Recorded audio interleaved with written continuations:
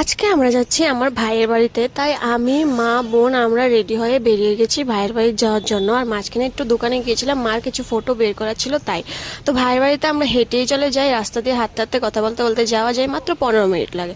তো তাই আর আমাকে না একটু পাগলের মতো লাগছে, কারণ এই কুর্তিটা আমার গায়ে একটু বেশি বড় হয়ে গিয়েছিল। এটা আমার না, আমার বোনের, যেটা আমার রাস্তাতে গিয়ে মনে হয়েছিল।